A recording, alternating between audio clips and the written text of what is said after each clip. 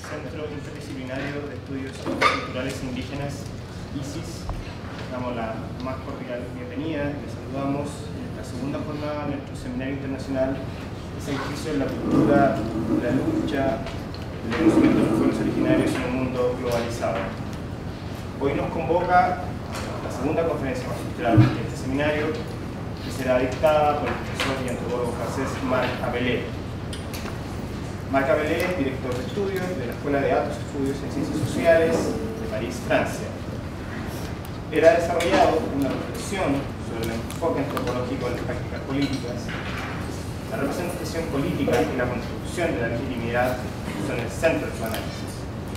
Recientemente se ha abocado a generar una mirada antropológica del proceso de globalización, teniendo en cuenta los cambios en las sociedades contemporáneas. Marc Appelé destaca el surgimiento de una actuación que pone la preocupación de vivir y sobrevivir en el corazón de la acción política.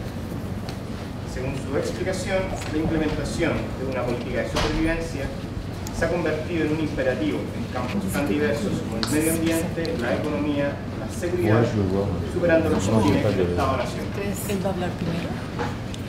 La ponencia de Marc Appelé durará aproximadamente 45 minutos. Luego de esto habrá un periodo de media hora de comentarios, los cuales estarán a cargo de Rafael Ignan, profesor titular de la Universidad de Portales, investigador del Centro de Estudio de Conflicto y Cohesión Social, además de Ángela Edo, investigador del ISIS. Quería comentar que la presentación Marc Appelé será en francés y habrá una traducción de la profesora, a la cual gentilmente agradecemos, Stephanie Alerta. Dejo entonces con el profesor Abel. Muchas gracias, es un gran placer dar esta conferencia y lo voy a dar en francés. Y bueno, je vais aborder le thème du sacrifice el tema del sacrificio à partir de deux questions a partir de dos preguntas que je me suis posées dans mes que me recherches estuve planteando en el marco de mis investigaciones de antropología de politique. antropología política. La première question La primera pregunta concerne les royautés dice relación con las realezas divines, les royautés divines en Afrique, divinas en África qui ont suscité de très nombreuses études que han suscitado numerosos estudios et de nombreuses controverses y han dado lugar a numerosas controversias sur la souveraineté. sobre la soberanía. Alors, la caractéristique de ces royautés, Entonces, la característica de estas realezas c'est que quand le roi es donne que, des signes d'affaiblissement, es que cuando el rey daba signos de debilitamiento, il est rituellement mis à mort. estaba ritualmente condenado a muerte. Donc ma première question, c'est comment interpréter Entonces, mi primera pregunta es cómo interpretar ces pratiques sacrificielles estas prácticas sacrificiales et que nous apprennent ces pratiques y qué nos enseñan aquellas prácticas sur le rapport entre la société et le pouvoir sobre la relación entre la sociedad y el poder et sur la dialectique entre puissance et fragilité. y acerca de la dialéctica entre potencia y fragilidad. Ma deuxième question concerne Mi segunda pregunta dice concerne le politique dans les sociétés contemporaines con lo político en las sociedades contemporáneas et à propos de pratiques que j'ai pu observer en Europe y et a en Amérique propósito de latine. prácticas que pude observar en Europa y en América Latina. Je me demanderai si la question du Me preguntaré sacrifice si la cuestión del sacrificio est pertinente es pertinente pour qualifier certains comportements para calificar ciertos comportamientos et la manière dont ils sont par la suite réinterprétés y la manera según la cual estos son luego reinterpretados et alimentent certaines croyances. y alimentan ciertas creencias. Et cette question est un peu dans le prolongement des questions Y que esta se pregunta posait le está professeur en Auger cierta hier dans sa medida en la conférence. prolongación de las preguntas que se hacía el profesor Auger ayer en su conferencia. La référence au sacrifice peut être un élément important La referencia al sacrificio puede ser un elemento importante dans la perpétuation des grands appareils politiques. en la reproducción de los grandes aparatos políticos.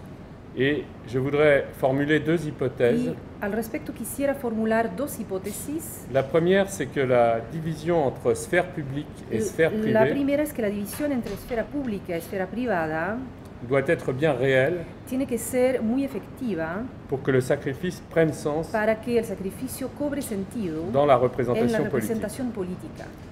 La seconde hypothèse, La segunda hipótesis c'est que le sacrifice trouve un contexte es que el favorable sacrificio encuentra un contexto favorable dans les mouvements politiques en los movimientos políticos qui privilégient que privilegian la relation directe la relación directa entre le peuple et les gouvernants, entre el pueblo y los gobernantes, et particulièrement dans les régimes dits populistes. y en particular en los regímenes llamados populistas. Bien, quoi On s'arrête un peu. On s'arrête. Ça va ou... Oui, mais peut-être qu'à ce moment-là, est-ce que vous pourriez reprendre mes phrases plutôt que je puisse faire la phrase entière Oui, voilà, ouais, c'est ça. Sinon, ça me... Chaque fois, ça me... D'accord, oui, mais faites la phrase entière. Allez normalement et moi je me calme. Ouais, en me laissant un petit peu plus comme ça, je... D'accord, en fait, parlez comme si vous parliez presque Parce que normalement. là, quand vous êtes arrivé, on redémarre. Oui, d'accord, ok. Bon, alors, donc j'en viens donc à cette question des royautés divines. Vuelvo a las preguntas de las realezas divinas. Les recherches anthropologiques ont mis en évidence Las investigaciones antropológicas han puesto en evidencia la dimension politique et rituelle la du pouvoir dimensión política y ritual del poder, et les analyses qui ont été faites permettent de distinguer des figures y los récurrentes. análisis que han sido realizadas permiten distinguir figuras recurrentes. En ce qui concerne l'activité de symbolisation politique, Respecto a la actividad de simbolización política, l'une de ces figures est le una de estas sacrifice. figuras es el sacrificio.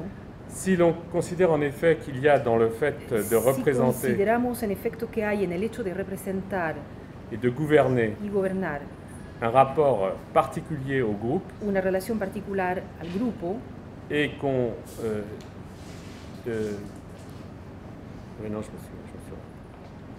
Non, il y a un rapport, disons, d'incarnation, hay una relación de encarnación, d'identification, de identificación, mais il y a aussi quelque chose qu'on pourrait appeler un don pero de hay soi, también algo que podría llamar un don de sí, au risque d'être soumis aux pulsions ambivalentes con el riesgo de ser sometidos a las pulsiones ambivalentes des sujets. de los sujetos. Et là, il y a un paradoxe constitutif du pouvoir, Y ahí se da una paradoja constitutiva del poder c'est qu'il est perçu comme l'imposition d'une volonté que singulière radica en que este es percibido como la imposición de una voluntad singular à un collectif a un colectivo et comme matérialisant une relation de domination-subordination, y como materializando una relación de dominación-subordinación, mais qu'en même temps, celui qui est le sujet du pouvoir, y al mismo tiempo quien es el sujeto del celui qui poder, gouverne, quien gobierna, ne peut incarner le pouvoir que dans la gratuité solo puede encarnar el poder en la gratuidad d'un certain don de soi. de cierta entrega de sí mismo.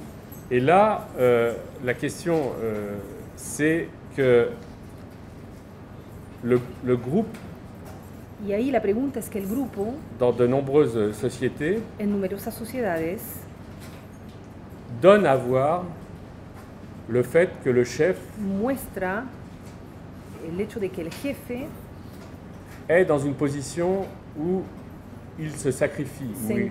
où il donne quelque chose. se encuentra en una posición en la que se sacrifica o entrega algo. Et dans le cas dont je parlais, dans le cas des royautés divines, Y en el caso que mencionaba de las realezas divinas, les gouvernants, et ça je me réfère au célèbre ouvrage de Fraser, los gobernantes, y ahí me refiero a la famosa obra de James Fraser, le rameau d'or, em, La rama de oro. el Golden Bow, ouais, La rama de oro. La rama dorada. la rama dorada. ouais. Dans cette institution où les rois sont dotés En de esta pouvoirs institución en la surnaturels, cual los reyes son dotados de poderes sobrenaturales, en même temps, ils sont en permanence sous contrôle. Ils sont à la fois tout-puissants et sous contrôle. C'est ça l'ambivalence al de la mismo tiempo royauté divine. están bajo control, y eso es la ambivalencia del poder divino.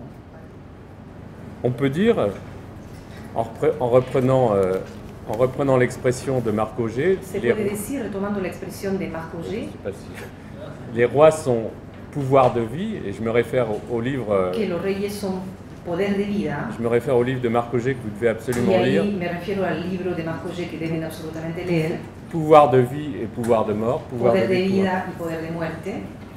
Et dans ce livre, justement, on voit bien Y en este libro justamente se cette ve muy bien, ambivalence. Aquella ambivalencia. et comment des institutions comme celle de la royauté divine Y cómo instituciones tales como la de la realeza divina cultivent cette ambivalence, cultivan puisque esa ambivalencia, le roi ou le gouvernant, disons, dado que el rey o el gobernante est investi d'une superpuissance, está investido de un superpoderes, una superpotencia, puisque c'est lui qui, par ses rituels, dado que es él, mediante aquellos rituales, assure la survie de la société, garantiza la sobrevivencia de la sociedad, par exemple, por ejemplo, contre les catastrophes naturelles, contra los desastres naturales, et aussi comme chef de guerre. y también como jefe de guerra. Donc il est porteur de cette toute-puissance. Entonces es portador de esa omnipotencia, Mais il est en permanence surveillé pero está permanentemente vigilado par ses sujets, por sus súbditos, et dès qu'il donne des signes de faiblesse, y apenas da señales de debilidad, on préfère le tuer, se prefiere matarlo, et on considère que la mort du roi y se considera que la muerte del rey ouvre un nouveau cycle abre un nuevo ciclo de régénération de regeneración de l'ordre social. del orden social. Et là, on voit quel peut être le rôle Y d'un ahí se ve lo que puede dispositif ser el papel de un dispositivo sacrificiel sacrificial qui donne à voir que permite ver une dimension très importante, à mon avis, qui est una le dimensión rapport muy importante, según mi percepción, que es la relación entre le politique et la mort. entre lo político y la muerte. La dimension, je dirais, de négativité du pouvoir. Una dimensión de negatividad del poder. C'est-à-dire que c'est au moment où on est le plus Es puissant decir, que es en el momento en que uno es más potente qu'on est le o poderoso, plus fragile. que uno también pasa a ser más frágil. C'est pour ça qu'on a pu surnommer ces rois les rois, Por eso es que les rois oui, se habló de los reyes comme des rois boucs émissaires. como de reyes chivos expiatorios, Et en particulier, ce sont des hypothèses aussi qui ont été développées y par en particular son hipótesis que han sido le philosophe desarrolladas por el filósofo René Girard, René Girard, qui a donné sa propre interprétation, que dio su propia interpretación, qui est intéressante, je ne la partage pas, mais que es muy interesante, aunque no la comparta. Et donc, voilà une première, disons, première figure du sacrifice, Y entonces esta sería una primera figura del sacrificio, comme intrinsèquement liée como intrínsecamente ligado au politique. a lo político. Maintenant, je vais venir à quelque chose de plus, je dirais, prosaïque. Ahora voy a llegar a algo un poco más prosaico. Ce sont des observations sur la vie politique, je dirais, quotidienne que j'ai Voy a pu entregar faire observaciones sobre la vida cotidiana que pude realizar dans des sociétés très différentes, en sociedades muy distintas, puisqu'il s'agit de la société française. dado que se trata de la sociedad francesa, Mais ce que je dis peut s'appliquer, je crois, à pas mal de sociétés pero lo que digo puede, creo, aplicarse a una gran parte de En sociedades Europe ou en de Amérique. Europa o en América.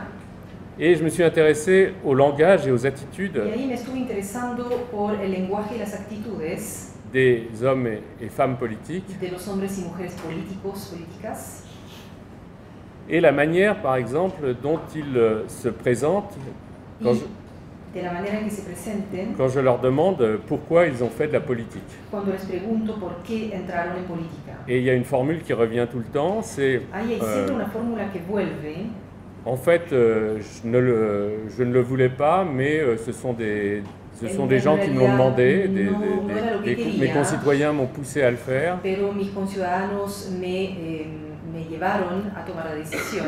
Et très souvent dans les discours même des candidats, Y a menudo, incluso en los discursos de il y los a, candidatos, il y a cette formule en français, hay esa fórmula en francés. j'ai cédé aux amicales pressions de mes amis. Me Ça, entregué a ça, las c'est revient. presiones amistosas de mis amigos o cariñosas de mis amigos. Ou alors d'autres qui me disent oui, je n'étais pas vraiment volontaire pour le faire, U otros que me dijeron que no eran, no lo hicieron voluntariamente, mais il fallait bien que pero quelqu'un que prenne les responsabilités. era necesario que alguien tomara ciertas responsabilidades. Donc il y a cette idée toujours que les élus se plaignent un peu Entonces siempre hay esa idea de que las personas con cargos de elección popular se quejan comme si la fonction politique était un fardeau como si la función política fuese un lastre et nécessitait fondamentalement du y dévouement. necesitara principalmente cierta entrega, donde sí.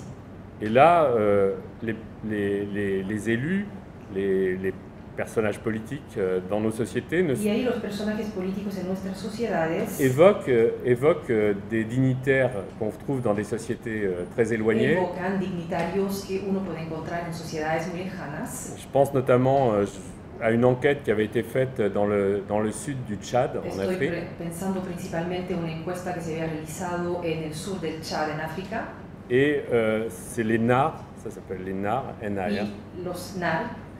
Et pour obtenir une position politique, il Una fallait encuesta sobre los NAR. Y être- para conseguir una posición política, uno tenía être riche et généreux. que ser rico y generoso. Et ça, c'est quelque chose qu'on retrouve. Moi, j'ai travaillé en Éthiopie. Y eso es algo que uno encuentra a menudo. Yo trabajé sobre Etiopía Et dans cette société également, qui s'appelle les Ocholo, y en esa sociedad también que se llama los Ocholo. pour obtenir une position politique, Para conseguir un cargo político, il fallait être généreux, uno il tenía que fallait ser donner, generoso, uno tenía que distribuer de la nourriture, dar comida, donner des grandes fêtes somptuaires organizar fiestas suntuosas et montrer justement en permanence la capacité à être généreux. y mostrar permanentemente la capacidad de ser generoso. Autre situation, celle des big men Otra situación podría ser la de los big men en Mélanésie, en Melanesia, qui ont fait l'objet de beaucoup d'études. que han sido objeto de numerosos estudios. Et c'est pareil, les big men, on leur demande toujours de Y donner es lo et mismo, en el caso de los big men siempre se les pide que den. Et d'ailleurs, chez les Nars du Tchad, il y a une expression Sobre los NAR del Chad existe una expresión pour qualifier les personnages politiques, enfin ceux qui ont un peu de pouvoir. para calificar a los personajes políticos, o sea, quienes tienen algo de poder político. On dit le ventre des villageois les apprécie. Se dice que el vientre de los aldeanos los aprecia. Et ils disent faire de la politique, c'est aussi se faire bouffer. Enfin, Y c'est l'expression dicen, vulgaire en français. hacer política es también una forma de dejarse absorber. Donc l'idée, c'est que pour faire de la politique, il faut donner. Entonces la idea es que para hacer política hay que dar. Donc soit dilapider ses richesses, Sea dilapidar sus riquezas, soit d'autres manières d'être généreux. sea otras maneras de ser generoso. Et là, j'en viens aux pratiques politiques qu'on peut observer de manière très Y ahí contemporaine, vuelvo a las prácticas políticas que uno puede observar de manera muy contemporánea, où nos élus a través de donnent, las cuales nuestros las personas con políticos, cargos de elección ouais. popular, los políticos, nos dan politicos, oui, ils donnent du temps.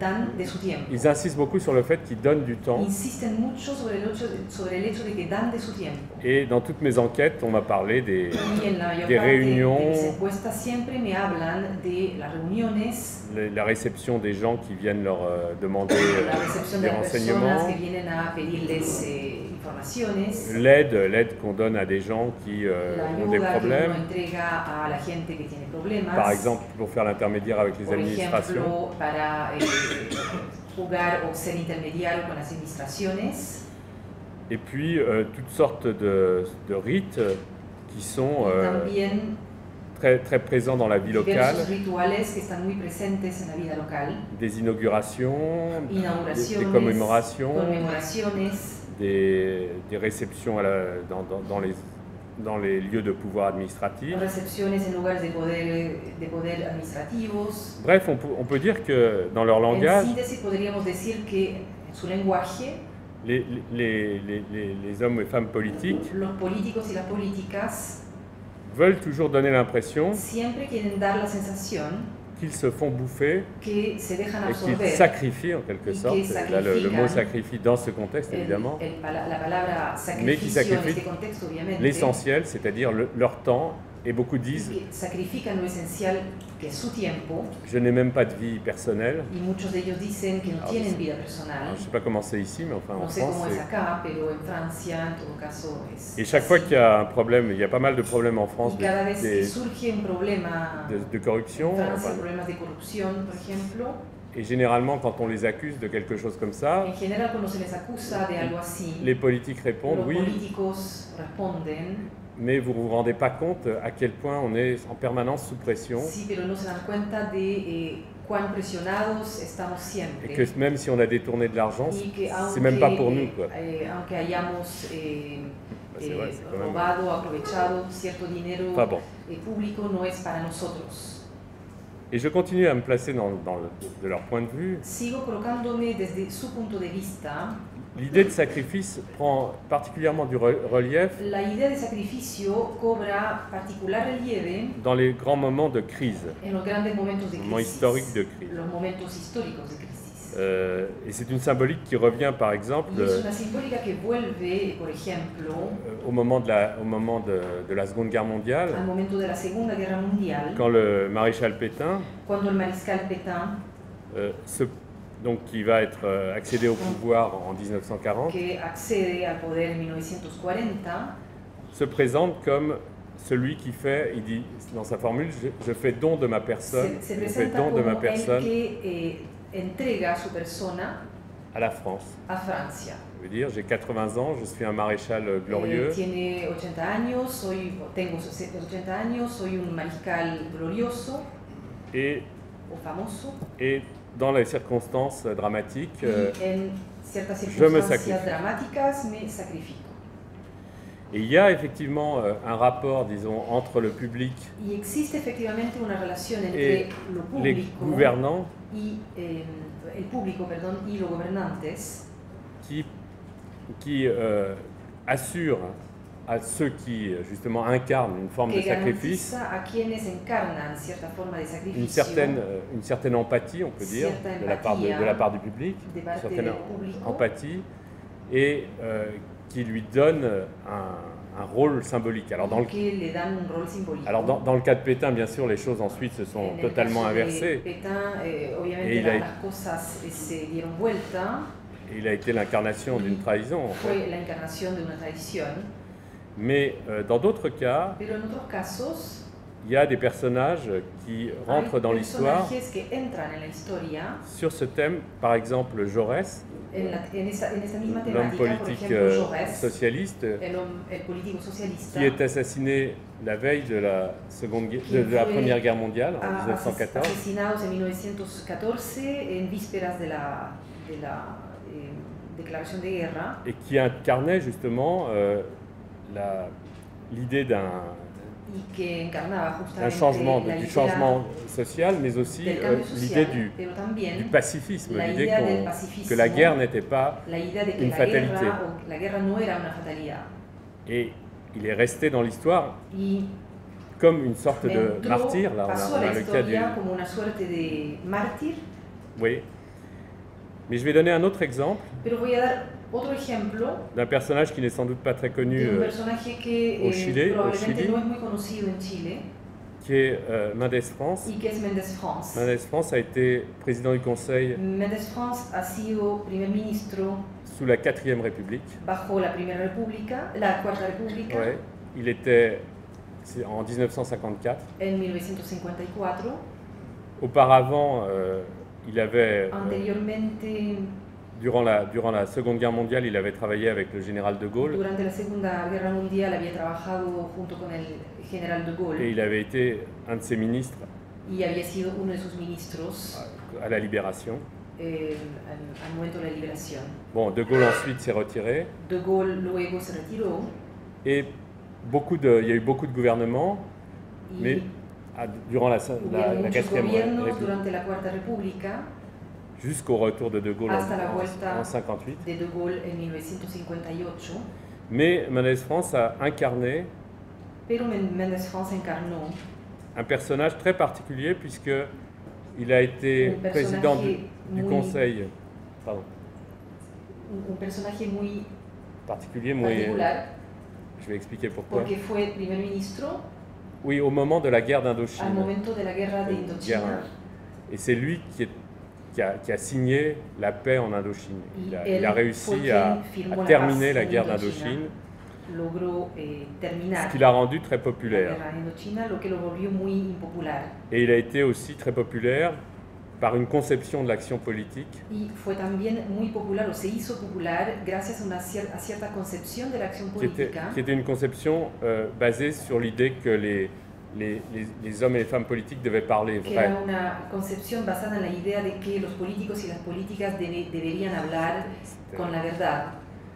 Et que, par exemple, lui, il a décidé que quand De Gaulle est revenu et qu'il y a eu Que, une por nouvelle ejemplo, république, él decidió cuando De Gaulle volvió y que hubo una nueva república, et que le président était désormais élu au suffrage y que el universel, presidente ya era electo al sufragio universal, Mendes France a décidé qu'il était contre ce système, Méndez France decidió que estaba en contra Il de était- ese sistema il était pour une démocratie parlementaire, y que estaba a favor más bien de una democracia parlamentaria, et que pour lui, ce genre de système gaulliste y représentait... que para él este tipo de sistema golista une sorte d'autocratie. representaba una suerte de autocracia. Bon, enfin, donc il a pris des positions très fermes, Entonces tomó posiciones muy firmes et il aurait pu candidater à la présidence, y hubiese podido ser candidato a la presidencia. Il ne l'a pas fait. No lo hizo.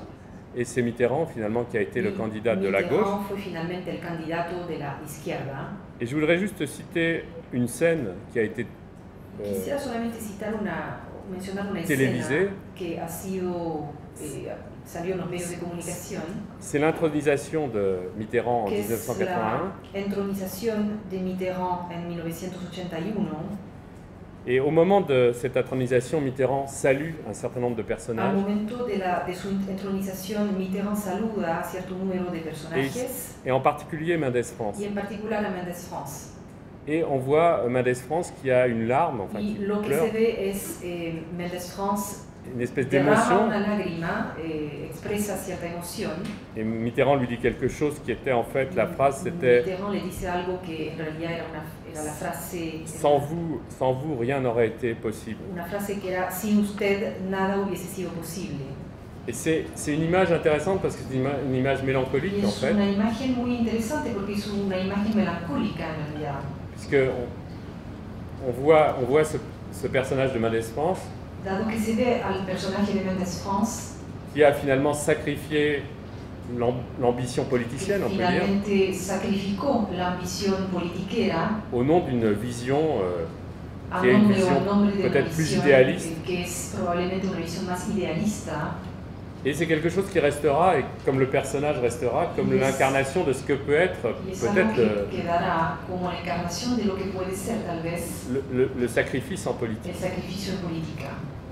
C'est-à-dire à la fois quelque chose qui élève Es decir, al L'individu. mismo tiempo algo que eleva al individuo et qui élève la fonction politique, y eleva en cierto sentido la función política, mais qui est en même temps quelque chose de négatif puisque pero que ça es ne al mismo débouche tiempo pas sur, algo negativo porque no desemboca sur une action et que quelqu'un comme Mendes France qui aurait pu apporter porque sans no doute desemboca en una beaucoup, acción, dado que alguien como Méndez France, quien hubiera podido aportar mucho, c'est en même temps neutralisé en quelque sorte. se neutralizó en cierto sentido.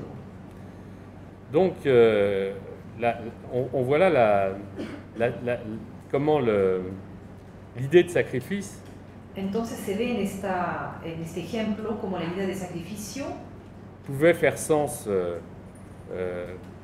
dans les régimes démocratiques, podía hacer sentido en los regímenes democráticos.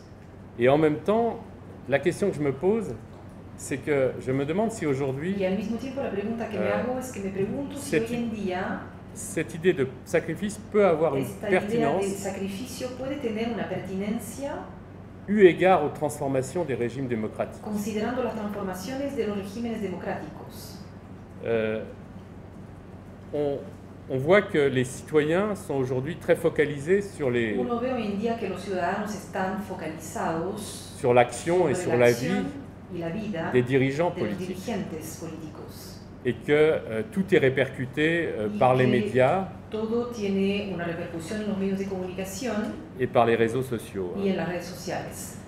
Et dans ce contexte, on pourrait penser que justement Y en este contexto uno podría pensar que la symbolique du don de soi que la simbólica del don de sí prenne encore plus de puissance. cobre aún más potencia. Et en fait, c'est le contraire, à mon sens, qui s'est produit. Y en realidad lo que pienso es que es lo contrario lo que se produjo. Je pense que ce qu'on observe, c'est pas moi qui le dis en particulier, ça a été Pienso d'observation. que lo que se observa, no lo digo yo solamente, forma parte de observación. C'est une sorte de pipelisation de la vie politique. Es una suerte de farandulización de la vida política. Le fait que les barrières qui séparaient le public et le El privé hecho de que las barreras que separaban lo público y se lo sont, privado se sont progressivement effondrées progresivamente se han derramado et que la vie privée des dirigeants devient pratiquement aussi importante y que que leur la vie. vida privada de los dirigentes se vuelve casi tan importante Et como su vida, que sa vie publique. Hein. claro, pública. Publique, ouais. Et donc, ce qui se passe, c'est que la métaphore bien connue de ce qu'on appelait les deux corps du roi, de Kantorowicz, Y qui était entonces lo que pasa, lo que sucede es que la metáfora bien conocida de los dos cuerpos del rey de Kantorowicz, avec un roi qui était l'incarnation d'une fonction con un rey que era la encarnación de una función et qui survivait, la fonction survivait bien entendu après la mort du y roi, por supuesto la función sobrevivía a la muerte del rey, se séparait, disons, de sa personne privée. Donc, se separaba de su persona il y avait la privada. fonction et la personne Había privée. la función por un lado y la persona privada por el otro, Et il y avait cette fameuse expression « le roi est mort, vive le roi Y » qui había incarnait cette continuité de la fonction. esa expresión, el rey murió, viva el rey, que encarnaba esa dualidad de la función. Et même dans un pays où justement cette conception de la souveraineté était assez forte comme Incluso en un la país France, en que la concepción de la soberanía era bastante fuerte como en Francia, les deux présidents les plus récents los dos presidentes más recientes ont en quelque sorte banalisé la fonction politique, han en cierta medida banalizado la función política, la fonction présidentielle. la función presidencial. Et en fait, de plus en plus, on a commencé à parler de leur vie Y privée, en realidad cada vez más se empezó a hablar de su vida privada, à tel point qu'encore récemment, l'ancienne compagne a tal punto que aún recientemente la ex compañera de François Hollande, de du François président, Hollande, el presidente, a publié un ouvrage dont tout le monde tous les journalistes, tous les médias ont parlé, et ha qui ont publicado un libro del que todos los medios de comunicación Et han qui a- hablado, totalement parasité en fait pendant un mois la vie politique que française. ha, C'est-à-dire que ha ocupado dans el une escenario situation. político Bon. durante varios meses. en Francia. Simplement ceci pour dire qu'on a ce qu'on pourrait appeler une désacralisation à ce Doy moment-là este ejemplo solo para decir que observamos una suerte de desacralización du politique, de, lo de la sphère político, de politique, la esfera política, et que dans ces conditions, il me semble y que en estas condiciones me parece que ce déficit de sacralité que ese déficit de sacralidad qui caractérise désormais la souveraineté, que caracteriza ahora la soberanía rend désormais presque incongru vuelve casi incongruo, des actes qui relèvent. incongruente, Oui, je sais pas. no, Des actes qui relèveraient justement du sacrifice de soi, du don de soi. actos que pertenecerían al don de sí, al sacrificio de Simplement uno mismo. parce qu'il y a une perte de crédibilité Simplemente porque existe una pérdida de credibilidad et que c'est plus le côté théâtral, spectaculaire, y que es mucho más el lado espectacular, teatral, et moins l'authenticité d'un acte fort y mucho menos la autenticidad de un acto fuerte qui caractérise la période actuelle. que caracteriza el periodo actual.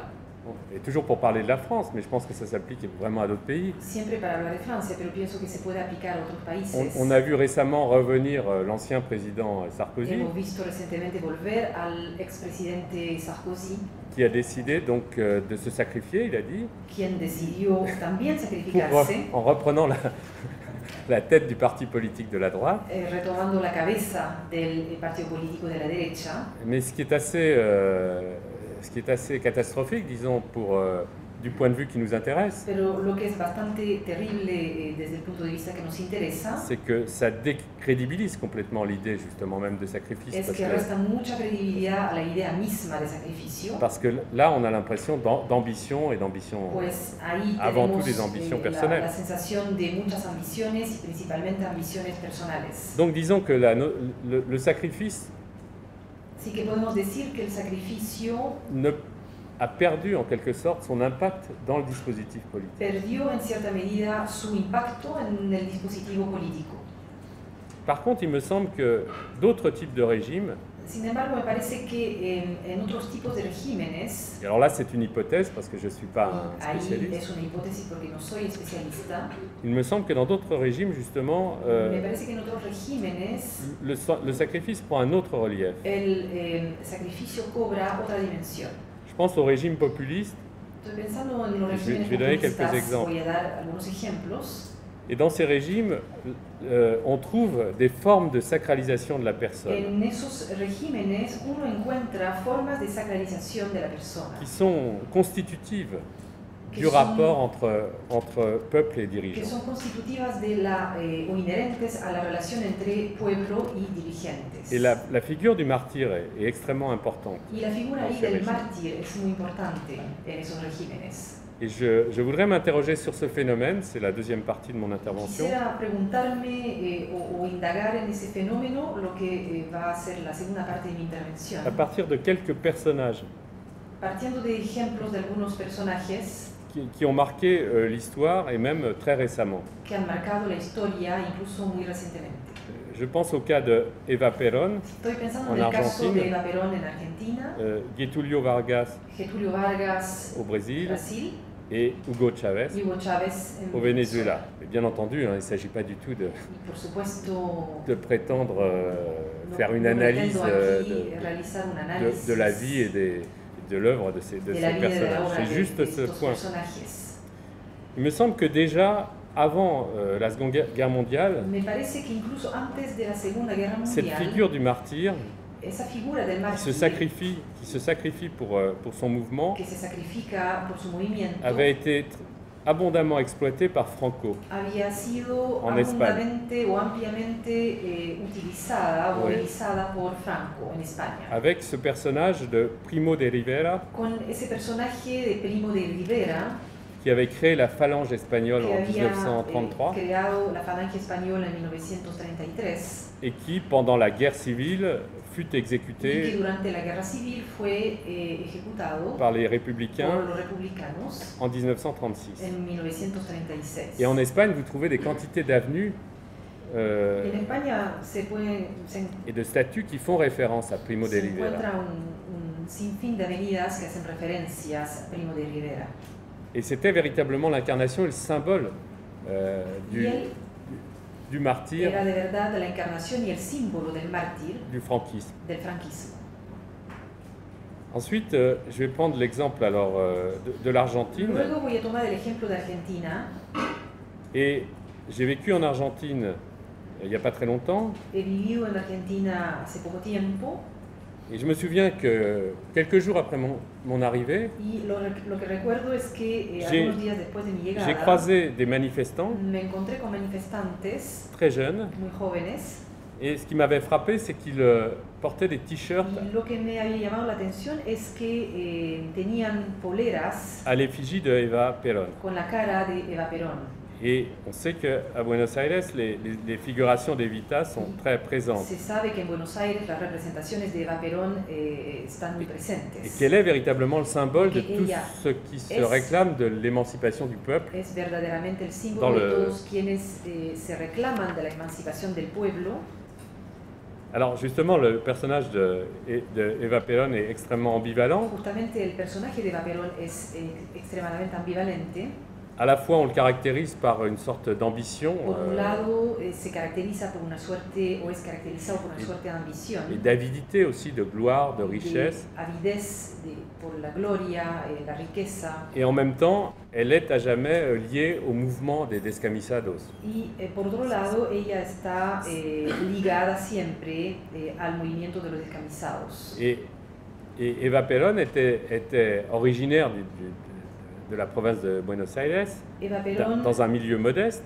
nació en un medio modesto en la provincia de Buenos Aires Et elle s'est fait connaître d'abord en devenant actrice, mais surtout en travaillant à la radio. y empezó como actriz. Je résume primero un y peu trabajó ce también cas qui est luego intéressant. en la radio. Y voy a resumir ese caso que es interesante. Et elle a connu donc Juan Domingo Perón, Conoce a Juan Domingo Perón et en 1944, ils se sont, en 1945, pardon, ils se sont y en mariés. 1945 se Lui était casaron. ministre de la Défense, Él era ministro de Defensa et puis il gagne les élections en 1946. y gana las elecciones en 1946. Et là, lui-même est extrêmement populaire, mais Eva Perón gagne Y ahí él énorme popularité. Ya es extremadamente popular, pero Eva Perón va a conquistar una gran popularidad también. Elle travaille comme... elle fait tout un travail autour des questions sociales au ministère du Travail. Empieza a trabajar todas las preguntas sociales en el marco del Ministerio del Trabajo Et aussi, elle se mobilise pour l'émancipation des femmes y se moviliza también por la emancipación de las mujeres qui obtiennent le droit de vote en que 1947. obtienen el derecho de voto en 1947. Et puis, il y a en 1948 la Fondation Eva Perón qui fournit des aides et des logements aux pauvres. En 1948 la Fundación Eva Perón empieza a entregar ayudas a los pobres. Et alors, ensuite, elle crée un parti péroniste féminin Y luego ella crea un partido peronista femenino qui atteint 500 000 personnes. que logra o alcanza a juntar a 500.000 personas. En même temps, elle a un rôle international, elle voyage, elle Al fait mismo tout un tiempo voyage tiene un papel internacional en Europe. importante, una representación importante, viaja mucho a Europa. Mais durant cette période, elle est surtout devenue une sorte d'icône qui représente justement ces personnes défavorisées. Pero durante este periodo se convierte también en una suerte de ícono que representa a estas personas desfavorecidas. Mais en 1950, elle tombe malade.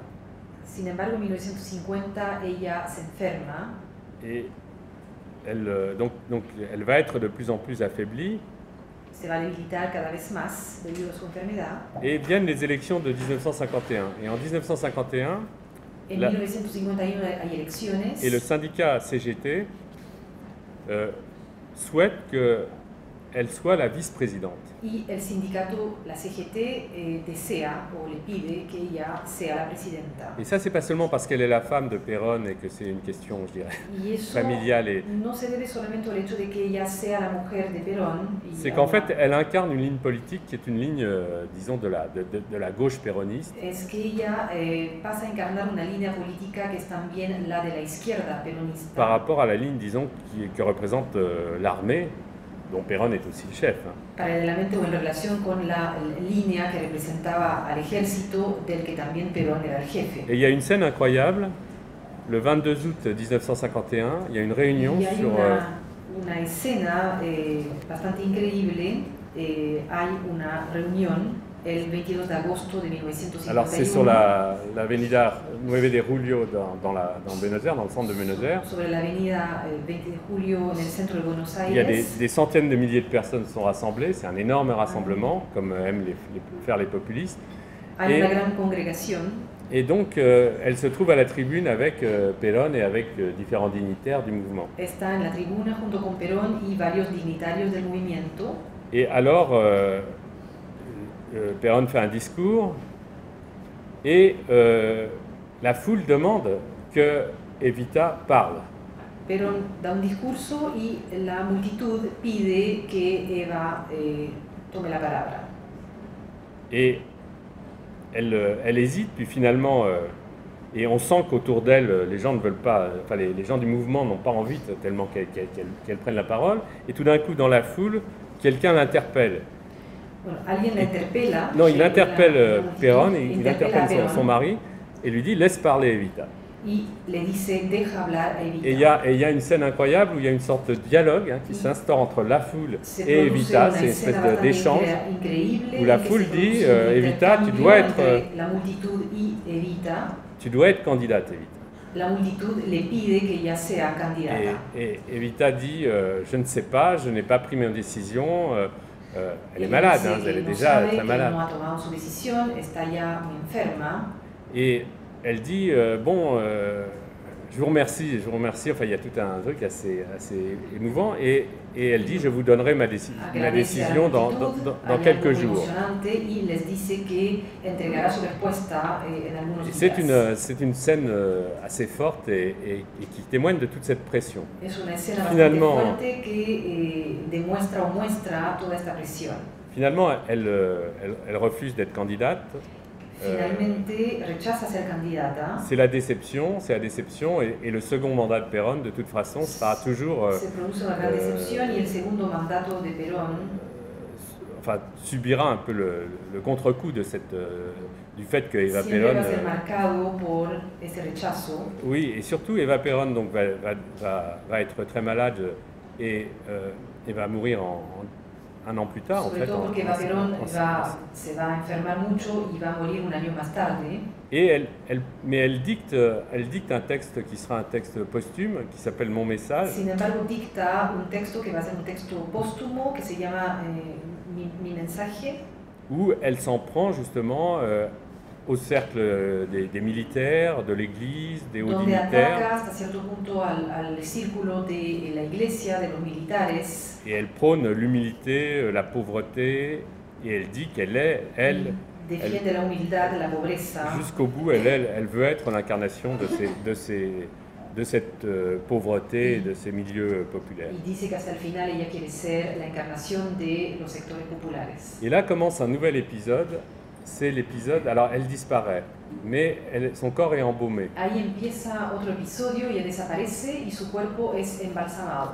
Et quand Perón finalement va être chassé du pouvoir par les militaires en 1955, Y cuando Perón va a ser derrocado por los militares en 1955, le corps d'Eva Perón devient un problème. el cuerpo de Eva Perón se transforma en Donc problema. il y a toute une mobilisation, disons, des nouveaux dictateurs Se produce toda una pour faire movilización de los nuevos disparaître dictadores para le hacer corps desaparecer d'Evita. el cuerpo de Evita. Et le corps d'Evita va avoir tout un destin incroyable parce que il va se retrouver pendant un certain temps El cuerpo de Evita va a tener todo un derrotero bastante increíble porque il va se retrouver dans le bureau d'un militaire va a quedarse durante qui a ce cierto corps tiempo embaumé en la devant lui, oficina de un militar que tiene ese cuerpo embalsamado delante de él, qui devient fou et qui finit par se que suicider. se vuelve loco C'est y vrai. termina suicidándose. Et donc, mais il ne faut pas que rien de l'image d'Evita puisse être encore visible, encore. Donc il faut que Pero le la corps idea s'en es aille. que la imagen de Eva Perón no puede seguir siendo visible y por lo tanto el cuerpo tiene de alguna manera que desaparecer. Et on l'envoie en Italie. Y lo manda a Sous un Italia faux nom. bajo un Il falso nombre. Il est enterré à Milan. Es enterrado en Milán. Et même pour encore plus rendre impossible l'identification, Y para volver aún on más fait- imposible la on fait des identificación, copies de ce corps se hacen qui vont être copias envoyées de ese dans plusieurs cuerpo pays. que van a ser enviadas hacia diferentes países. afin de même rendre impossible de retrouver l'authentique. Eso para volver imposible encontrar la auténtica o el auténtico Et cuerpo. le corps reviendra finalement quand Perón reprend le pouvoir Y el cuerpo en 71. volverá en 1971 Et cuando Perón aujourd'hui regresa al poder. il est au cimetière. Actualmente está en el cementerio. Mais entre-temps, les jeunes péronistes de gauche, dans les années 70, qui Pero commencent à los faire jóvenes peronistas de izquierda durante los años 70 se réclament d'Eva Perón. también se van a reclamar Et se de Eva réclament du Perón. sacrifice d'Eva Perón. Se van a reclamar del Le sacrificio thème, de c'est Eva Perón. Eva Perón s'est sacrifiée, sa maladie, c'est en fait simplement La idea es que Eva Perón se sacrificó, su enfermedad es solamente elle s'est détruite en quelque sorte pour le peuple. y la idea de que se autodestruyó Et nous avons por el besoin d'Eva Perón. Et le premier acte militant des Montoneros Y el primer acto militante de los Montoneros consiste à enlever un général, le général Aramburu, consiste à le séquestrer, secuestrar a un general, el general Aramburu. et ensuite c'était lui qui était le responsable quand le corps de Evita avait été envoyé, El general que expatrié. era el responsable cuando el cuerpo de Eva Perón había sido expatriado. Bref. Et finalement, il est exécuté et une chose assez morbide se produit, c'est qu'il est décidé qu'ils vont garder le corps du général et qu'ils l'échangeront, ça c'est avant le retour de Perón, qu'ils échangeront le corps du général.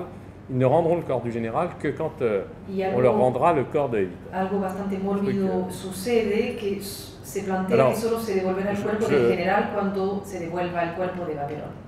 Alors là, vous voyez, et toute cette histoire est racontée de manière très intéressante Toda historia par esta historia es narrada un de écrivain manera argentin qui muy s'appelle interesante Tomás, por un escritor Tomás Eloy Martínez, argentino, Eloy Martínez, qui a écrit un livre qui s'appelle Santa Evita, quien escribe un libro que se llama Santa Evita, et où il montre une chose qui est très forte quand on connaît la situation qui s'est produite en Argentine, c'est comment muestra algo muy fuerte cuando uno conoce la situación que se produjo en Argentina, on a l'idée de disparition, de faire disparaître, apparaît seulement à ce moment-là, avec l'affaire du corps d'Evita. La idea de hacer desaparecer a alguien empieza a aparecer con la historia de Evita. Bon, enfin bref. Et tout ce que... Donc ce qui se passe, si vous voulez, c'est que comment on passe en fait d'un régime qui est un régime de visibilisation, où justement le sacrifice devient quelque chose de public, en el cual el sacrificio se convierte en algo público, à un régime où au contraire on anonymise les gens. A un régimen en el cual al contrario, c'est-à-dire la dictature, la gente se vuelve anónima. La dictature de la fin des années 70 en Argentine, où les gens disparaissent, où les noms disparaissent, et donc où la notion de sacrifice n'a même plus de sens. Dans une dictature de ce genre, la notion de sacrifice... Voilà. C'était cette idée que je voulais développer, mais je vais terminer vite. Et il y a deux autres figures de sacrifiés, en quelque sorte. C'est la figure de Vargas, le président brésilien, qui a marqué évidemment le XXe siècle, et qui, suite à un scandale en 1954,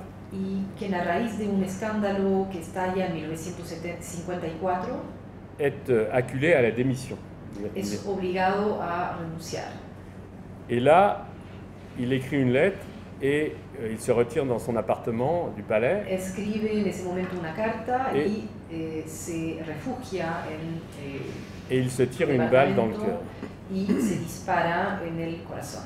Et là encore, des millions de personnes ensuite vont suivre sa dépouille et ahí, quand il va être enterré. De personas van a seguir Et il y a tout ce processus de martyrologie, disons, qu'on va trouver. Hay todo ese proceso de martiriología que uno va a poder observar. Et pareillement, enfin le dernier point, puis j'arrête, c'est le cas de Chávez récemment. El último punto que quiero desarrollar es el de Chávez. Qui, comme vous le savez, a succombé à une maladie. Quien se enfermó también gravemente. Mais là encore, le cas de cette maladie est interprété comme justement le sacrifice de soi, aquí, le don de soi, como don de sí, como sacrificio.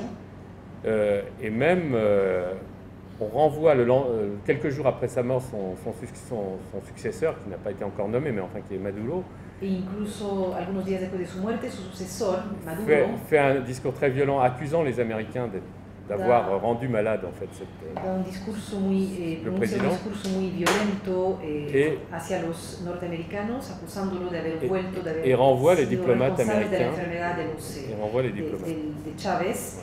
Il renvoie les diplomates aux États-Unis. Y echa a los diplomáticos comme mesure estadounidenses como medida de venganza. Bon, alors, ce que je voulais dire, je finis là, je conclus. Y para concluir, Je pense que le pouvoir a une partie liée avec le sacrifice pienso que el poder tiene que ver, está ligado al sacrificio, parce qu'il porte en lui une dimension de précarité. porque encierra una dimensión de precariedad. Et on l'a montré justement dans le cas de cette royauté divine. Y eso se puede observar en el caso de la realeza divina, Et où la toute-puissance est toujours sous contrôle. donde la omnipotencia siempre está bajo control.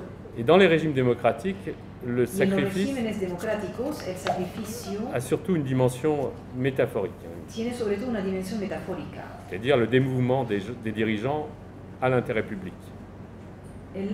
Le dévouement des La dirigeants entrega de los dirigentes à l'intérêt public. al interés público. Mais pour que ça fonctionne, il faut qu'il y ait une certaine sacralisation du pouvoir. Pero para que aquello funcione tiene que producirse cierta sacralización del poder. Et c'est cette sacralisation qui est rentrée en crise aujourd'hui, Y es esa sacralización quien entró en crisis ce qui fait que la actualmente, notion de sacrifice perd son sens. lo que implica que la noción de sacrificio pierda su sentido. Alors qu'à l'inverse des régimes démocratiques, les régimes populistes cultivent cette sacralisation. A diferencia de los regímenes democráticos, los regímenes populistas cultivan esa sacralización. Et leurs icônes sont des dirigeants qui ont en commun d'être représentés comme ayant donné leur vie Y sus à la nation. íconos tienen en común el hecho de tener en común el haber entregado su vida a la nación. Et d'Eva Perón à Hugo Chávez, en passant par Getúlio Vargas, De Eva Perón a Hugo Chávez, pasando por Getúlio Vargas, c'est un véritable culte podemos observar un verdadero culto qu'alimente le don de soi, le sacrifice des héros que disparus alimenta el don de sí, el sacrificio de los héroes desaparecidos et des héros qui dominent bien après leur mort y de los héroes l'imaginaire politique. que de siguen leur pays. presentes en el imaginario político de su país. Merci. Muchas gracias.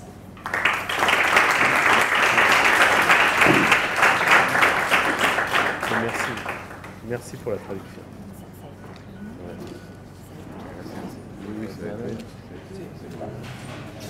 Ahora daremos paso al módulo de comentarios que estarán a cargo de Alfredo Vignal y Ángel Aedo.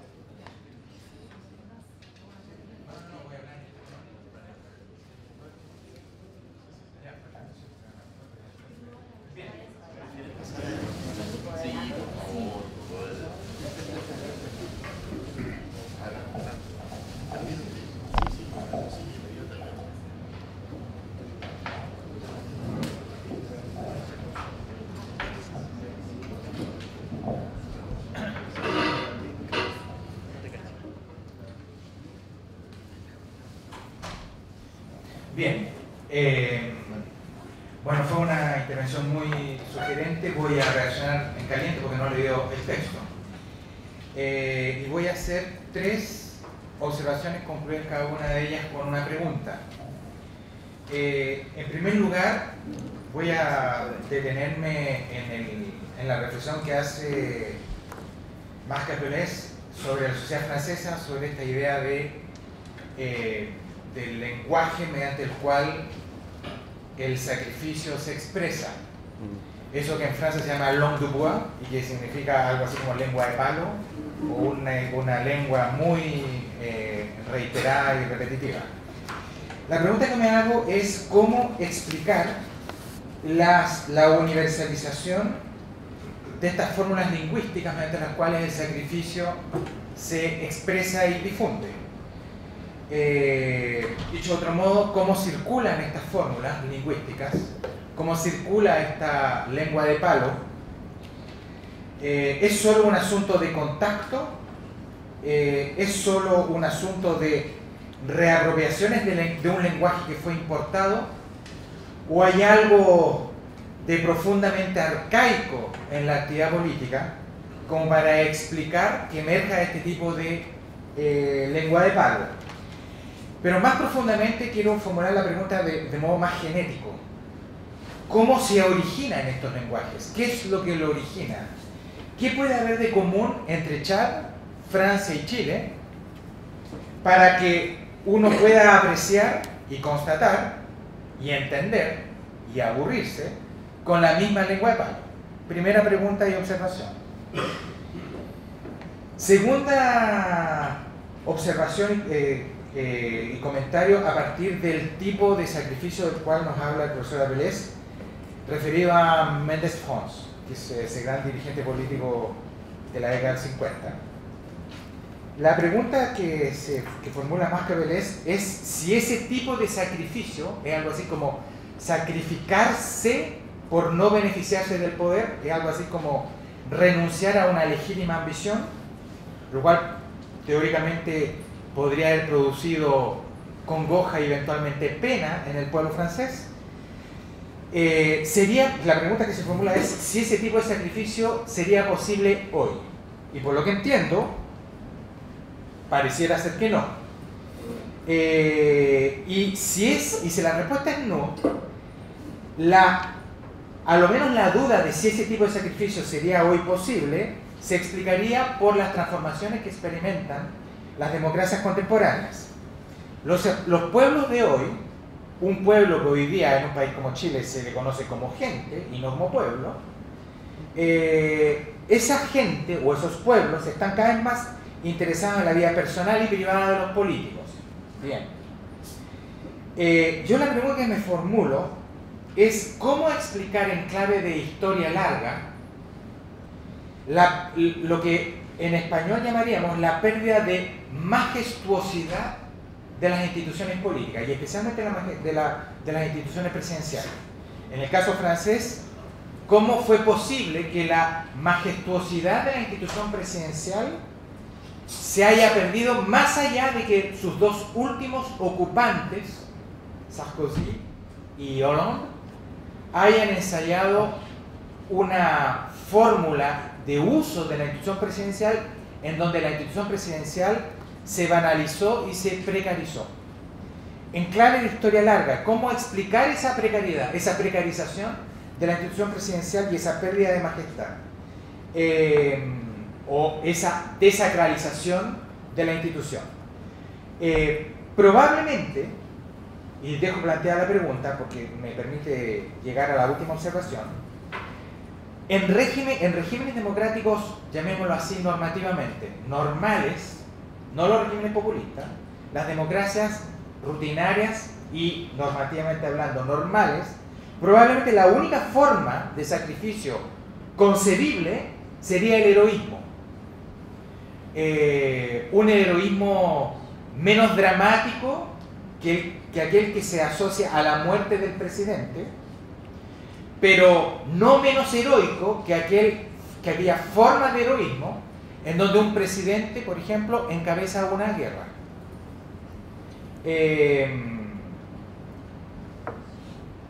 Y eso me permite preguntar por un tercer ejemplo y formulo la pregunta para que la respuesta sea intuitiva y que tiene que ver con la muerte de Allende. La muerte de Allende puede ser interpretada, por muy buenas razones para interpretar la muerte de Allende, como una forma sacrificial de muerte. Y sucede que la muerte de Allende puede ser interpretada y leída como, precisamente porque murió violentamente y con foto de acompañamiento, como pérdida de las formas aceptadas en ese momento de la majestuosidad presidencial. Lo que se ve es a un presidente horrendamente muerto, violentamente muerto, un cuerpo destrozado, de alguna forma un cuerpo indigno, para ocupar legítimamente el cargo de presidente de Chile. Y yo hago ahí una pregunta que tiene que ver con algo que mencionaba el profesor Avilés. Aquí estoy aludiendo a una inversión de la idea que mencionaba Mascarpelés, en donde, en lo que nos decía Mascarpelés, la máxima potencia, puissance, la máxima potencia es también máxima fragilidad. Yo, a propósito de la muerte de Allende, yo planteo la pregunta exactamente al revés. ¿Cuánta fuerza simbólica puede haber en una profunda debilidad física, que es la muerte del presidente en ejercicio? Estoy invirtiendo los términos del problema. ¿Cuánta fuerza hay en la debilidad? Al punto de marcar profundamente la historia hasta el día de hoy. La historia de Chile, la manera de cómo ha sido leída la historia de Chile desde el 70 hasta hoy, al punto en que Pinochet es hoy día concebido como la encarnación del mal universal. Y que precisamente por eso, tal vez, es que más allá de los errores políticos de Allende, en mucha población chilena, hace tiempo que no se hacen encuestas, la última que conozco es la de Jorge Mansi de esta misma universidad en el año 2003, es probablemente lo que produce fascinación en Allende. Una fascinación popular, no solamente culta e ilustrada, una fascinación masiva, en donde la fascinación está radicada en Allende, pero está sobre todo radicada en la forma sacrificial de la muerte. Y eso, y ahí sí que hago la última pregunta, ¿por qué no está nunca presente una categoría que yo la considero muy atractiva, de difícil uso, muy bien utilizada en sociología por grandes sociólogos, no siempre de modo correcto, pero hay grandes sociólogos que la han usado bien, pero también historiadores, como Kershaw, que es la noción de carisma? ¿Por qué no empezar a usar desde la antropología una categoría sociológica que se origina en Weber, que es la noción de carisma, para comprender formas sacrificiales de muerte, por ejemplo?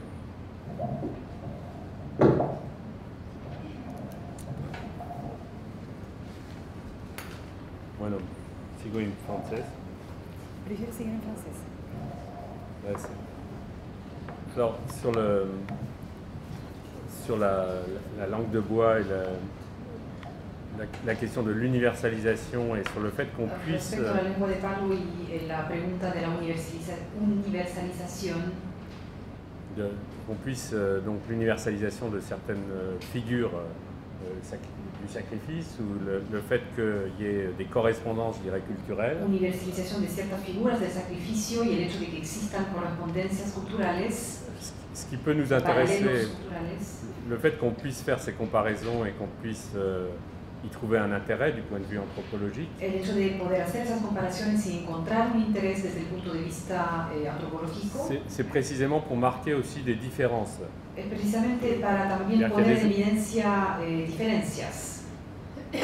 L'idée qu'il y ait une sorte de fond, de grand fond culturel commun qui se serait diffusé, moi je n'y crois pas trop. Enfin, la idea de que existiera una suerte de fondo cultural universal que se hubiese difundido, no creo mucho en esa idea. En revanche, la question du rapport très étroit entre la question du pouvoir et la question de la mort, ça je pense que c'est ce que j'appellerais aussi la négativité, enfin, mais au sens fort, que recèle tout pouvoir. En cambio, respecto a la negatividad que encierra cualquier forma de poder, je pense qu'il y a dans des sociétés ou dans des cultures différentes réponses par rapport à ça, ou différentes façons de traiter cette question. Et je crois que là on touche effectivement une question assez fondamentale. Existen las diferentes question, formas on parlait du pouvoir de vie, pouvoir de mort, je crois qu'on est là sur un... Poder de vida, poder de muerte, encuentro là on peut parler d'une sorte d'universel anthropologique. Casi je ne peux pas aller trop loin. Mais ça m'a paru toujours très important. Parce que donc c'est comme ça que je répondrai à la première observation que vous avez faite. Contestaré de esa forma a la primera observación que usted hizo. Et alors, vous parliez, oui, la deuxième chose, c'était cet affaiblissement, en fait, cette désacralisation du pouvoir. Usted hablaba también del tema de la desacralización o del debilitamiento del poder. Moi, je ne pense pas que ce soit un hasard et je ne pense pas que ça soit lié à la personnalité de tel ou tel président No seulement. pienso que sea una casualidad o que esté ligado a la personalidad de tal o cual presidente.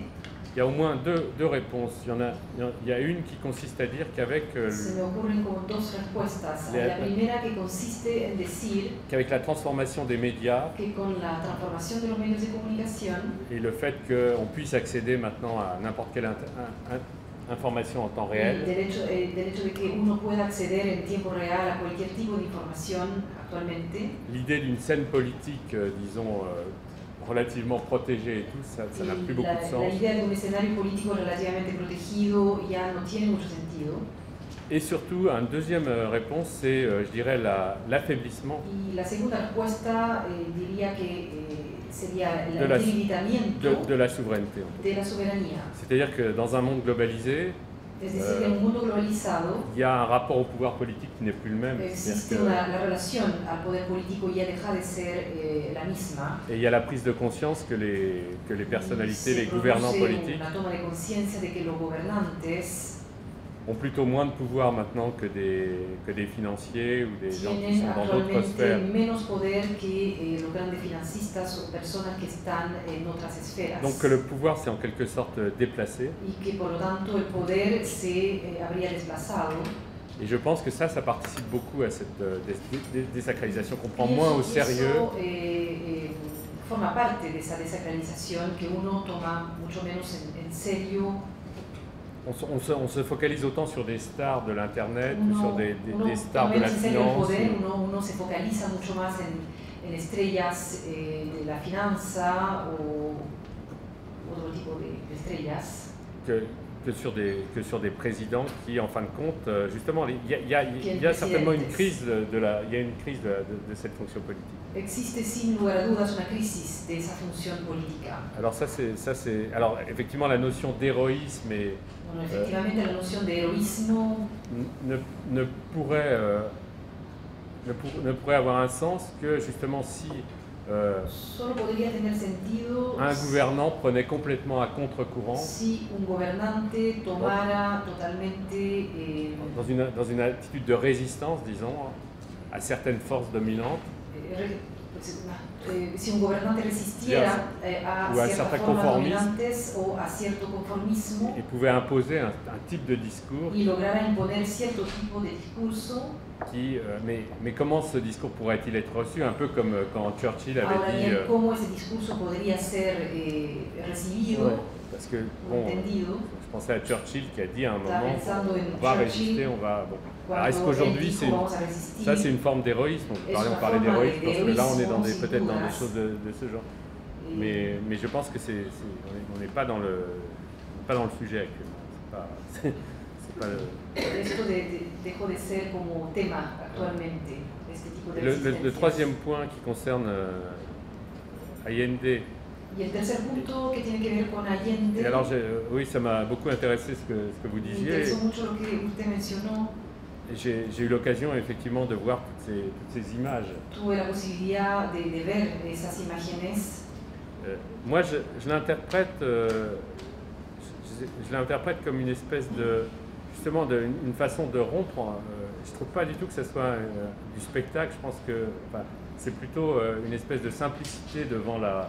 Yo lo interpreto como una forma de simplicidad. De prendre son arme et de décider, voilà, et d'agir de cette manière-là, et sans se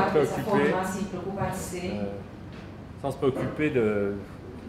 Je pense pas, il y a quelque chose, il y a cette simplicité même pour le futur, de montrer qu'à un certain moment, il y a l'urgence de l'action implique que s'il le faut de se faire disparaître. Et ça sans discours, il y a eu un discours, mais je veux dire, c'est plutôt ce qui est frappant, c'est la simplicité d'une série d'actes et qui n'a plus rien à voir justement avec le décor, avec tu vois, simplicidad que no tiene gran cosa que ver con justement le côté spectaculaire et calculé, évidemment, les circonstances, mais en même temps, c'est ça qui restera, je pense. Et c'est pas cette espèce. C'est pour ça que je ne le mettais pas sur le même plan, par exemple, de ce qui se passait avec Evita ou le personnage. Por eso que no ponía en el mismo plano lo que pasó con Evita. On a l'impression que tout, au contraire, est calculé, mais de tous les côtés, enfin, que ce soit les pour ou con Evita tenemos la sensación más bien que todo está calculado. En même temps, il y a quelque chose derrière, mais il y a hay algo detrás, volonté de... sin duda, pero hay al mismo tiempo esa voluntad de... Alors que là, c'est plutôt l'idée qu'on est allé jusqu'au bout et qu'après, il y a c'est terminé un peu plus... on est devant la barbarie, il n'y a plus de... Moi, je l'ai ressenti chaque fois que je vois ça, et ça, je trouve ça effectivement extrêmement fort parce que ça... Y encuentro eso extremadamente fuerte. Et pour le dernier point qui était concernant le charisme... Y el último punto que usted tocó relativo al carisma. Oui, c'est une notion qu'effectivement on emploie. Enfin, maintenant, une fois qu'on a dit, c'est un peu des... Es una noción que efectivamente se notions peut-être un peu larges et dont à un certain moment on est obligé de préciser justement, et c'est là que le fait de travailler d'un point de vue un peu ethnographique et avec ce souci de comparaison. Un poco mediante la comparación también. ¿De qué se trata? Es importante comparar justamente.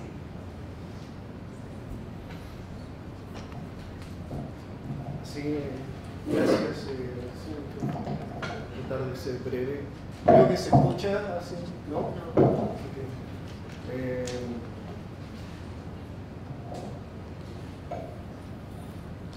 Con la figura de Allende me viene también la figura de Jaime Guzmán como un opuesto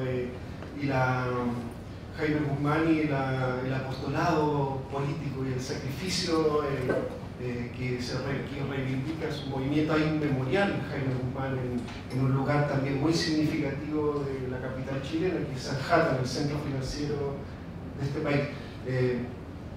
Yo quisiera poner el acento en algo que una dimensión que Marc Averès estaba apuntando, que es el ámbito de la negatividad del poder.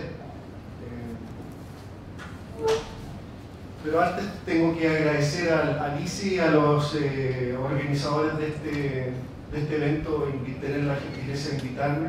Y también voy a tratar de ser breve, pero tengo que decir que es un gran honor para mí compartir esta mesa con el profesor Marc Averès, a quien seguí por años en su seminario de los miércoles, Antropología de la globalización, antropología política, desplazamiento. El sacrificio de la cultura, que como paradójico lapsus intencional reenvía al malestar en la cultura, nos sitúa quizás de entrada en lo vivo del problema. ¿Qué quiere decir el sacrificio de la cultura? ¿Qué culturas? ¿Qué sacrificio? Y sobre todo, ¿a quién se sacrifica? Mi punto aquí, solo hay tiempo afortunadamente para un punto, es la opacidad del sacrificio.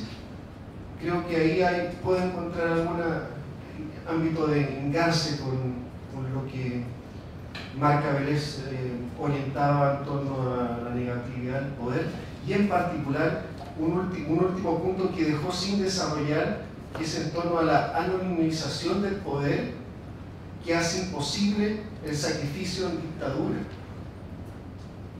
tal vez en el estado de excepción, como creo que hacia ese punto puede que se dirija Marc Averès, o la excepción soberana. La opacidad del sacrificio es el otro, si se me permite, el otro del que se sacrifica a la luz pública, a los ojos de los dioses. Me refiero a las existencias en las sombras, peor, a las invisibles vidas que habitan en los bordes de nuestras ciudades y en las fronteras interiores de la sociedad. Pensar el sacrificio, el abandono o la sobrevivencia, como habla Marc Averès, en términos socioespaciales, podría abrir terrenos de indagación que creo no debiéramos desatender. Centraré mi reflexión en una zona de abandono social para pensar un cierto sacrificio en la cultura. Me referiré muy brevemente a este, entre comillas, sacrificio como etnógrafo, es decir, a través de un sitio, un objeto no identificado que irrumpió en el 2010, el mismo año en que en Chile el modelo del emprendimiento individual como motor del desarrollo llegaba a una de sus máximas expresiones con el entonces recientemente electo presidente Sebastián Piñera. Toda persona que llegue o parta de Arica, es una ciudad fronteriza en el norte de Chile, puede desde el asiento de su vehículo ver un archipiélago de viviendas precarias que forman un gran campamento ilegal habitado por inmigrantes y nacionales pobres. De hecho, en su borde occidental se levanta uno de los pilares del gigantesco letrero de la ciudad de Arica, auspiciado por Coca-Cola, en el que se desea buen viaje a los viajeros desde, se subraya, la ciudad del sol eterno. ¿Qué significa todo esto? Naturalmente estas palabras no se dirigen a las personas que duermen a sus pies. ¿Qué es lo que hace, en este como en otros casos, la invisibilidad de las personas que habitan en estos lugares? Las zonas de abandono social se caracterizan por absorber individuos, jóvenes y viejos, que carecen de vínculos o recursos para su sustento. En estos lugares, los no deseados están seguros de hacerse incognoscibles, sin derechos humanos y sin nadie responsable ante ellos.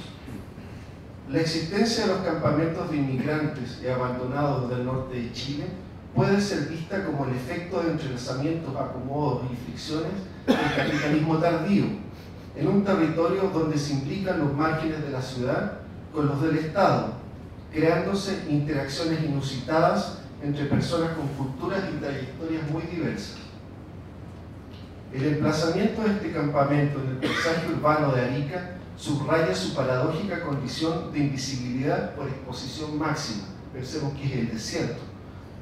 La transparencia de la atmósfera, el radiante sol durante la mayor parte de los días del año y la ligera elevación de la carretera, la Panamericana, ofrecen una despejada vista sobre el campamento.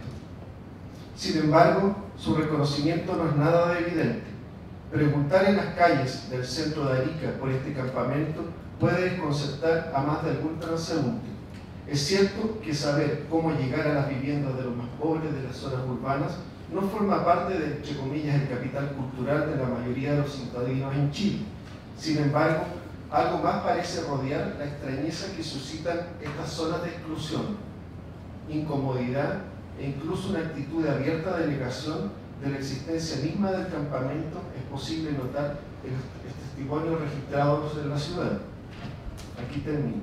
¿Qué significa vivir en las fronteras de la vida urbana? ¿Qué es lo que implica una vida sacrificada, empujada a los límites de la existencia social y material en el Chile neoliberal? ¿Cómo, a pesar de la constante vigilancia policial y sanitaria, de la vulnerabilidad económica y de la promoción del emprendimiento individual como vía de integración socioeconómica, los inmigrantes y los chilenos pobres que habitan en tomas ilegales en las afueras de la ciudad fronteriza de Arica resisten ser reducidos a simples restos vivientes, Zoe en el lenguaje de Agamben, y rechazan convertirse en mera vida susceptible de ser moldeada por instituciones del Estado, ONGs y fuerzas del mercado? Pienso que estas preguntas podrían quizás proyectarse en un diálogo reflexivo con las interesantes interrogantes planteadas hoy por Marca Vélez. Gracias.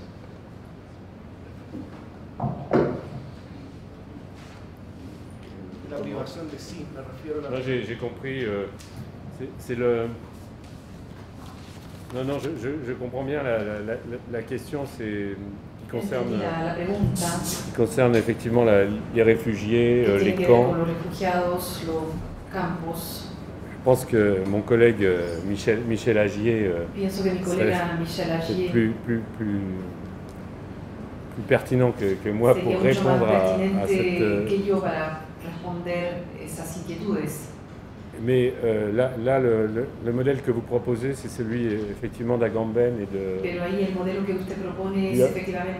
Homo sacer, si j'ai bien compris, qui est comme étant effectivement une figure du sacrifié un modelo como figura del sacrificado qui contraste effectivement avec ce dont j'ai parlé, qui concernait au contraire contrasta con lo que mencioné, que tenía les dirigeants, les al gouvernants. contrario que ver con los gobernantes, los dirigentes. Donc là on entre dans d'autres considérations. Alors par rapport, Ahí entramos en otras consideraciones. moi je me suis à plusieurs reprises, disons, j'ai fait état de mes propres questions Yo en muchas oportunidades di cuenta de mis propias par rapport à interrogantes l'analyse, je dirais à la philosophie d'Agamben en relación con la filosofía de Agamben, concernant l'opposition, je dirais, entre un plan de souveraineté d'un que côté tiene que ver con la oposición entre, por un lado, un plan de soberanía et puis de l'autre côté, précisément, la vie nue, enfin, ce qu'il appelle la y, por vie otro nue. lado, lo que él llama la vida desnuda. Et le problème que je me pose, c'est que ce La sacrifié pregunta que me hago es que ese sacrificado est tellement dénué de tout es que, desprovisto a tal punto de todo que dans cette théorie, on arrive à une sorte que en d'extrémité esta teoría uno llega a cierta forma de extremidad, de extremo, qui rend finalement impossible que vuelve finalmente imposible de sortir d'une manière ou d'une autre, ou de résister, disons, par rapport à cet état de vie nue. el salir o el resistir a ese estado de vida desnuda. Voilà, c'est ça. Et ça, c'est quelque chose qui est assez problématique Y eso es algo que me d'un parece point de vue politique bastante aussi, problemático también desde el punto de vista puisque là, político, c'est un passage à l'extrême, ya que c'est-à-dire es una suerte de salto hacia el extremo. et dans l'anthropologie auquel ça peut donner matière, Y en la antropología, ¿qué pueden hacer de esas reflexiones? le risque que je vois, c'est un certain regard que j'appelle d'ailleurs dans le livre que j'ai publié, un regard compassionnel en fait. El riesgo que veo es el de una cierta mirada demasiado de compasión Et l'idée qu'il y aurait comme en quelque sorte deux y la humanités idea de que existiera dos tipos de humanidades sans plus de possibilité en fait pour ceux qui sont exclus et rejetés de revenir en fait sin posibilidad para quienes estén excluidos de volverse a integrar comme sujet politique à part como entière. sujetos políticos. C'est le problème que c'est ce qu'évoquent vos remarques. Hein, Eso es lo que evocan sus observaciones.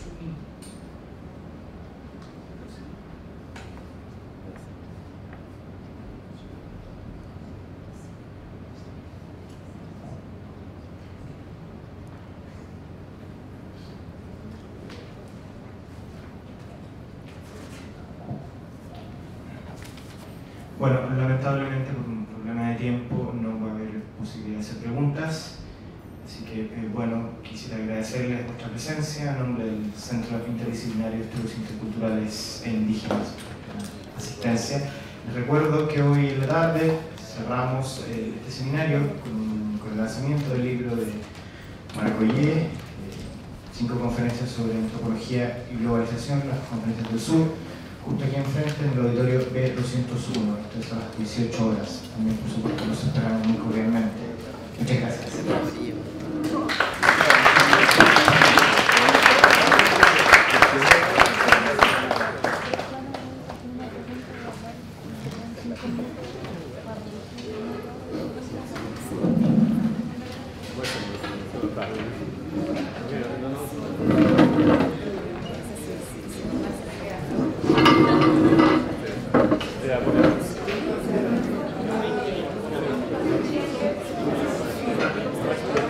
Thank you.